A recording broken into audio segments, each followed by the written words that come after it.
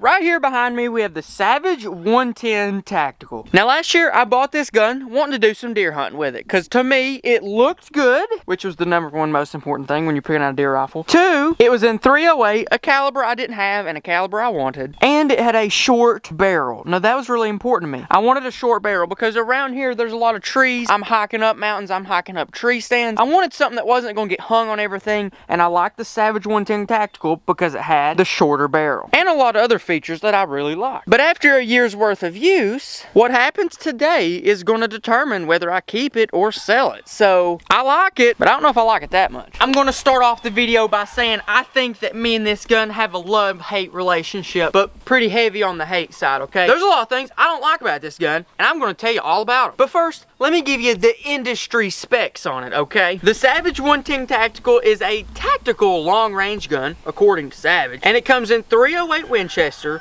.308 Winchester, again, don't know what that's about, 6.5 Creedmoor, 6.5 PRC, 300 Win Mag, and 6mm ARC, which I've never heard of in my entire life. There's 2 different versions of .308. One has a 20-inch barrel, one has a 24-inch barrel. I'll pull out my handy-dandy iPhone measuring app because it's always extremely accurate. This one's a 20-inch barrel, so it is a shorter barrel. I like that, or I thought I did. What I didn't like about this gun is 2 very distinct features. The features I did like about it is that it looks pretty good. I think so. Do you think so? I love it. I think it looks really cool. It's got blood on it right here. I don't even know what that's from. I didn't get to kill anything with it. That's unfortunate, but I got close. I seen a fox once. It's got a pretty good butt pad, which is .308. Doesn't matter that much, but I like the AccuStock or whatever they call this. It's a very adjustable comb system, and I mean, you can get a comb if you really like to have a good cheek weld for whatever scope you're using. They send different combs in the box all the way down to here up to like right here. You have a huge variety of how big you want your comb to be. Another thing I liked is that it was mag fed, or at least I thought I liked this. It's mag fed, so if you're in a home invasion situation, there's a lot of people, you can drop a mag, put another one in. I don't know. Unless you're in the military or a police, I don't know if there's a time you really need the mag, but it is a mag pull mag, and they make a bunch of different capacities, so that's good. If you like that, you like that. That's cool. It's an oversized bolt handle. I thought I liked that until I figured out the first thing I don't like about it. The oversized bolt handle. It looks great. It's a 90-degree throw, not a problem at all. However, if you have a big scope on there and you just go grab the oversized bolt handle,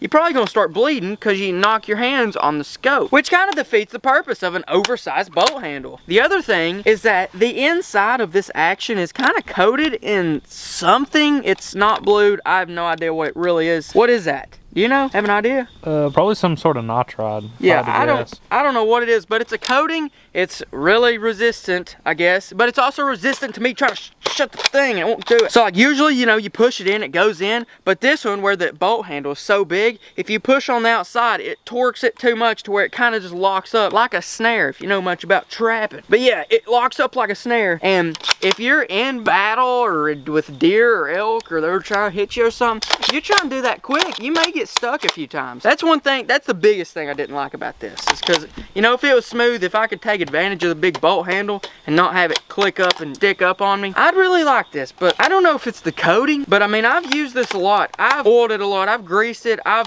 wore it back and forth, I've shot it a lot, hoping that maybe it just wear off, but it's just not, and it's still pretty sticky. I'm pretty sure that's a tolerance issue from Savage. I don't know what it is, but I don't like that coating. I do like that it has a 3-position safety. So you have full safety, which locks that in if you're hiking around. You have a half safety, which lets you work the bolt but not pull the trigger, and then you have a full off safety where you can actually do everything and shoot. If you're not used to it, it could be a problem, especially if you're aiming down on a deer on a half safety and you see red and you think you're on off, your trigger don't work because you're only on half safety. That thing came with a super light trigger too. Yeah, the trigger is adjustable though, and that's okay about it. So the trigger's actually really good. I like the trigger. It's an AccuTrigger, so check this out. You set it to what you want. It's pretty easy to set. It comes with a tool in the box. You just, you know, straight up just boom. Pretty simple trigger act. This one came with a 20 MO rail, which is good for longer range shooting. Since this is their longer range package, comes with 2 sling swivels, which is good because you can put a sling on this one and a bipod on this one. That way you can have a bipod for your long range shooting. It comes with fluting on the barrel. I would say, yeah man, that's awesome. Cuts down weight, but it doesn't. Okay. And that's where the biggest reason I don't like this gun comes in. Okay, I like this gun because it is a stinking sharpshooter. And just in case you're not picking up what I'm putting down. We have bullets here. We're gonna do an accuracy test with 3 different bullets, just, you know, see what it likes. But as for weight, my arm is getting very tired right That gun is super Like my heavy. bicep has a pump right now. You see that? Because I'm putting in so much energy to hold this gun in my hand. I looked on the website. It said 7.7 pounds. Feels heavy. I don't think so. Okay. That gun is extremely heavy and it's kind of scary. That's the 20-inch barrel. If you get the 24-inch barrel, which is only 4 inches, it goes up to like 9 pounds. I don't know how 4 inches is going to add 2 pounds, or if maybe their calculations was a little off trying to make it seem lighter than it was, but heavy gun.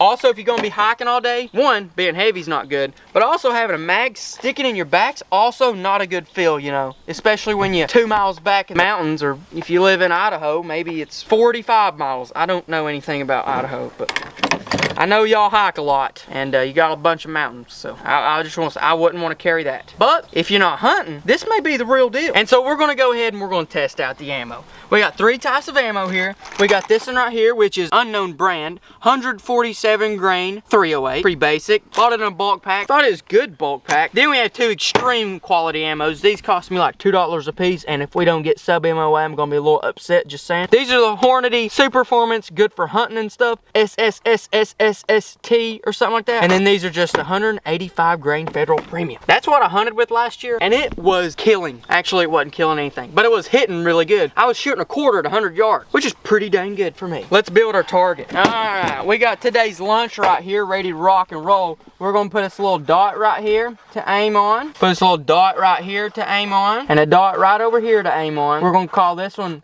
Federal 185G. H for Hornady 165 grains. And then we're gonna put here, I don't know, but it's 147 G's. Now basically what we're looking at is high quality, it's brass. And then we're looking at heavy, midweight, lightweight. So there's a lot of different things we can test. We're gonna set it up, and then we're gonna start shooting. Yeah, I don't think I would hunt with that gun. What would you do with it? I just like it, so I'd probably just look Shoot at it. long range and stuff? 'Cause Most likely. It's built for long range shooting. And that's the thing. If it performs super great today, I think I am gonna keep it. But if it doesn't perform super great, or for some reason I just decide maybe I just don't like this gun anymore because I may or may not have a replacement for it sitting right there on the ground. Spoiler alert, but there's a chance I decide to sell this. There's a chance I decide to keep this. We're just going to see what the ammo tells us. Oh yeah, 100% on that one. It used to be a sharpshooter, but we're gonna find out exactly what it is with these very sturdy tests. I don't think I've ever shot it off a bench rest, so it could be even better. Mag fed, that is one thing.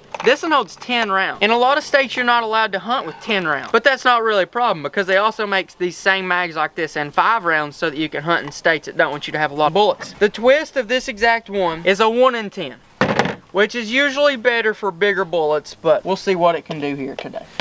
And as far as I can tell, for the tactical, I think this is the only color it comes in, which isn't bad. I like it. It's pretty. The stock is pretty stable, so it's pretty solid. It ain't gonna bend on you like a cheap stock. And it also has a heavy barrel, so that could definitely help with accuracy. Before we send down these first rounds, if you guys are a fan of the channel and you wanna buy some kind of merch, here's the KG USA shirt, and we just restocked it. So if you wanna buy one, KendallGray1.com/shop or first link in the description. But now, let's send these rounds down range. What are your predictions? I think this heavier one's gonna do better, as always. And a 1 to 10. Same concept with an AR. All right, let's see.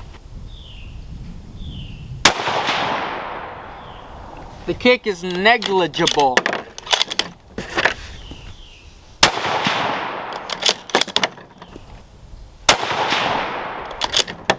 Next, we'll move on to this. Federal Premium 185 grams, but most likely grains. It shot these really good last year. If it decides not to shoot good this year, I don't know. I'll probably be surprised because that's not how bullets work. And it's actually sighted into these bullets, so it should be hitting pretty dead on.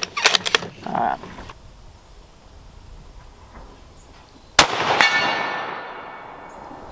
What was That doesn't make any sense at all. Did that hit the steel?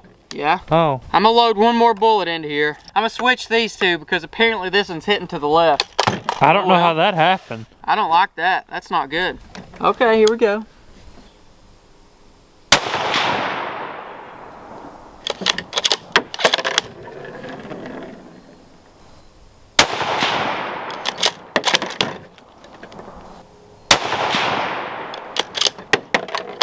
Now we're shooting these Hornady SSSSSSSTs. They look good. They look good. Those look good too, and then they hit at least 5 inches to the left.